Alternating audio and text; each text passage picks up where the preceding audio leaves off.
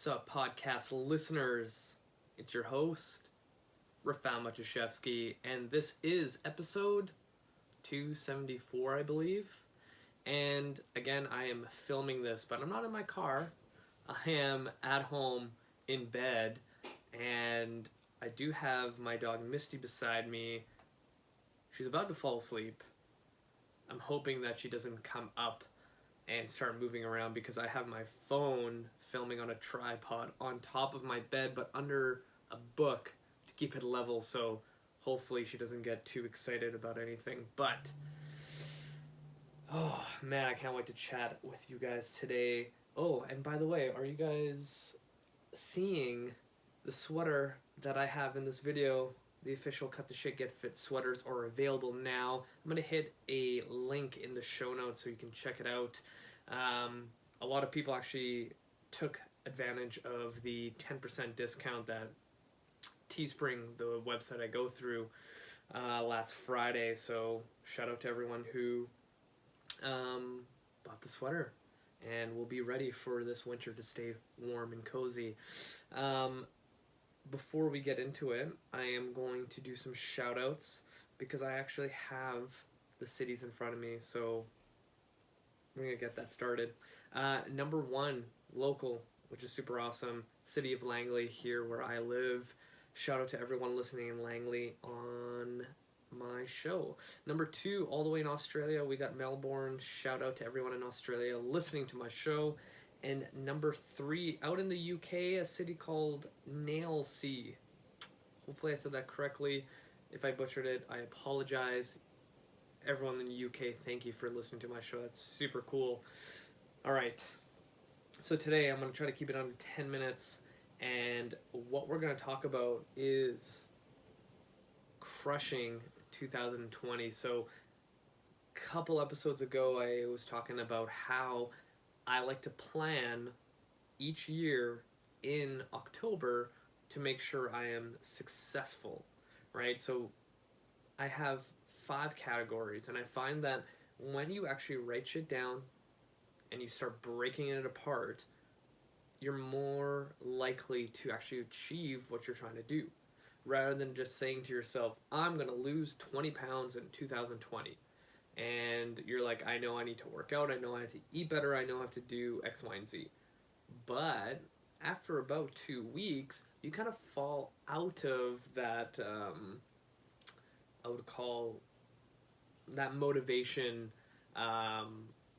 phase. Because after that 2 weeks, that motivation that got you going and got super exciting kind of just simmers out. And I think that's why a lot of people tend to, not see success. So why not create a plan where you have something written down and you have to hit these certain points?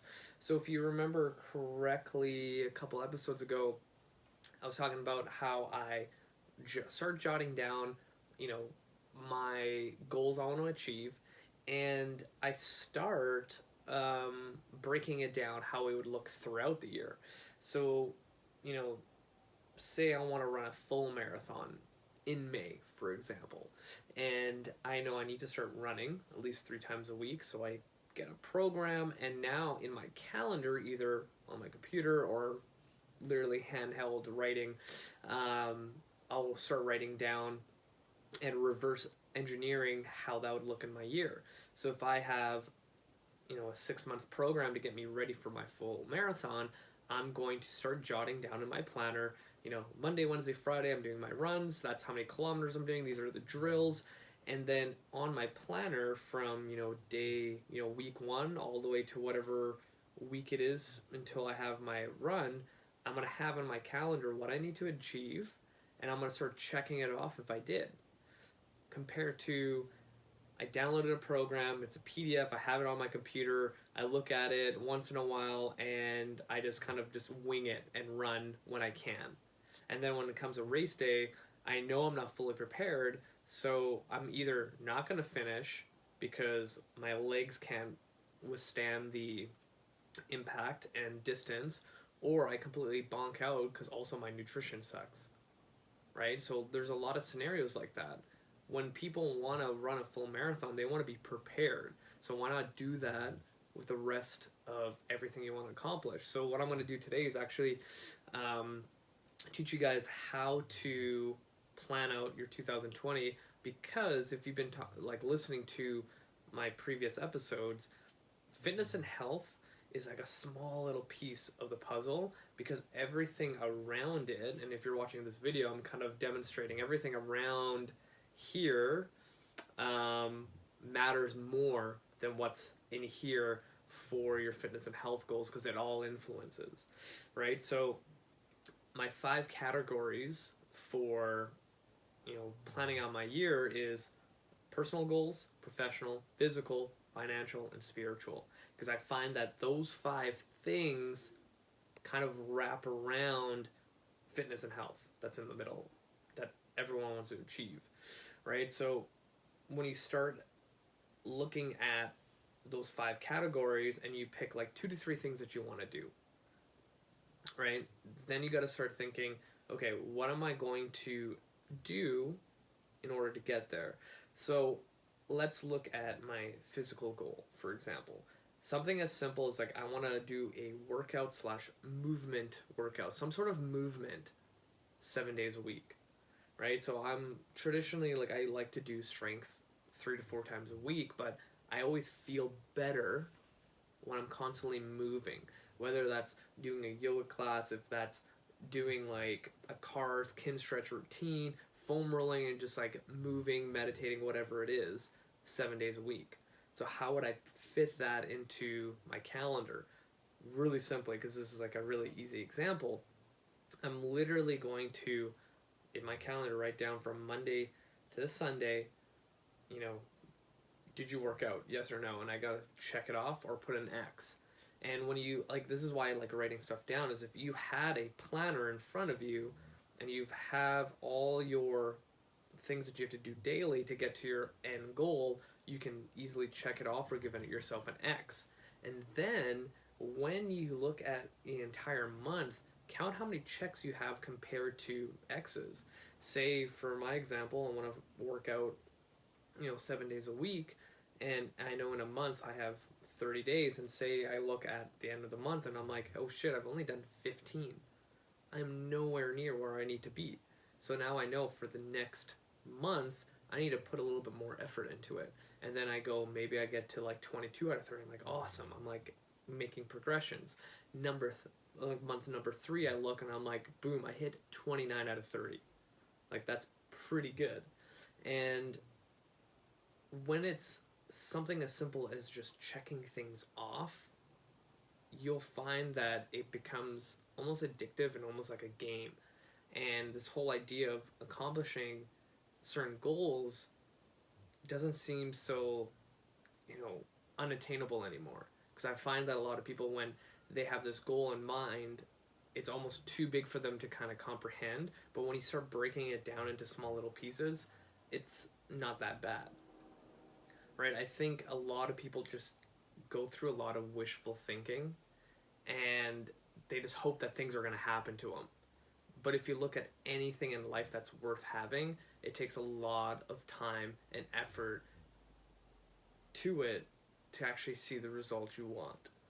So my kind of challenge for all of you is to write down 2 or 3 goals in those 5 categories, which are personal, professional, physical, financial, and spiritual. Start thinking of what 3 things you want to accomplish in 2020, and literally start reverse engineering it from each quarter, each month, each week, and each day onto a planner, and having a checklist of what you need to do. Because right now we're going into November, and it's nice to say that, hey, I will eventually do this, but I think if even one of you did this and went through the entire year, you would be amazed how much you're going to accomplish. Because the moment I started doing this, I went full 100% into it, and I started noticing a lot of things else in my life improve, right? So when I started really honing in on physical goals, a lot of the other stuff kind of came naturally. So thinking back, like probably 6 or 7 years ago, one of my major goals was to save enough money to buy my own place. And because I have built up this work ethic of, training for, you know, half marathon, full marathon, bike races, things like that, this idea of saving money and having a checklist that, hey, did I put away money every 2 weeks? It just came naturally. So kind of similar to what I was saying before, like how fitness and health is this small little bubble, but there's all these things around it that influence it. So if you kind of focus on the stuff on the outside first, it's going to influence what you're trying to really achieve. So it kind of happened the same way with these 5 categories of goals I wanted to achieve. When I started focusing on one, that one would influence the other, and that one would influence the other. It was almost like a domino effect, and every time I, checked off something on my list, it's like one more step up the ladder. It's that simple to actually see your goals kind of like come to life. And nothing is too big to try to accomplish. Even if you can accomplish it in that year, all that means is it's such a big goal that maybe you need another 2 years to actually achieve it. So that's why when I tell people to do this exercise, it's simply like brainstorm 2 to 3 goals in those categories where money's not an issue, time's not an issue, like everything's perfect in your life to actually get that goal, and just start writing it down and then reverse engineer it to see if you actually can do it. And sometimes you would surprise yourself like what you can actually accomplish. So I think if some of you actually did this, you're literally going to be on your way to see success in whatever fitness and health goal you have, but other aspects of your life. Because I really think that like one thing will always influence the other. If you improve one thing in your life, it's going to trickle over to the other. So that's all I'm going to chat about today. So again, personal, professional, physical, financial, spiritual. Figure out what you want to do in those 5 categories. And maybe to kind of finish off, I will kind of share what I have for each one to kind of stay accountable as well. So for my personal, I always put this every single year because it's super important to me, is dedicate more time to my wife, because I'm a type of person that always has projects on the go, ideas, things. Like I'm always a type of person that needs to put my 100% effort into everything I do. I tend to always take on more than I can chew, but it's fun for me. Like I like taking on more because I feel like I can progress even faster. And then another one is, planning a trip with my wife, because I love traveling with my wife. She's like literally my best friend, and I love going into different countries, different places around the world, and just experiencing it with her. For my professional goals, I have finished and released my book that I'm writing right now with a chiropractor. I want to keep to 3 times a day of social posts for you guys. And again, look, I'm already doing it with this thing. And finding 3 continuing education courses where I could go travel to, because again, like I really like traveling. And then my physical goal, one we already talked about, which is movement and a workout 7 days a week, and going back to another deadlift goal of 400 pounds. I hit 300. Again, this is a good example of what I said before. Maybe, in 2020, I'm not going to hit this, but I'm going to work up towards it. Maybe it's actually taking me 3 years to achieve this, but I'm going to aim for a 400-pound deadlift.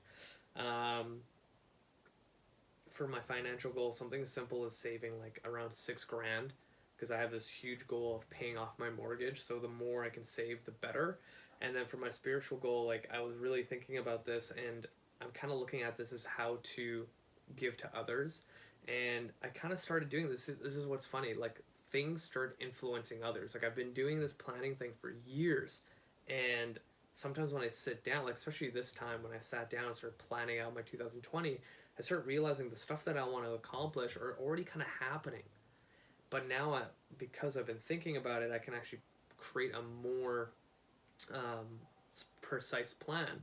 So being able to give back and give more, I've always wanted to make the industry better. So I actually recently started a mentorship of coaches, and it's grown to, I believe, 5 or 6 people. And every Thursday I meet with them to teach them everything I know about training, business, marketing, and becoming a better human being, because that's essentially the bigger picture when it comes to training other people. So those are all my goals. Hopefully I'm going to achieve them in 2020. Actually, scratch that. I know I'm going to achieve them in 2020, because this is literally bulletproof to accomplish anything. So I'm going to leave it at that. Thank you guys for listening to me, ramble on for now almost 16 minutes. So thank you, thank you, thank you. Thank you for all the international listeners on my show. You guys are amazing. You guys are the best. And I'm going to continue giving you the best fitness and health advice out there until who knows when. We're on year 3. It's going to be amazing to see how this podcast grows in the next decade. Have an awesome week, you guys. You guys are fucking amazing. That's it. Hopefully I don't drop this, and see you later.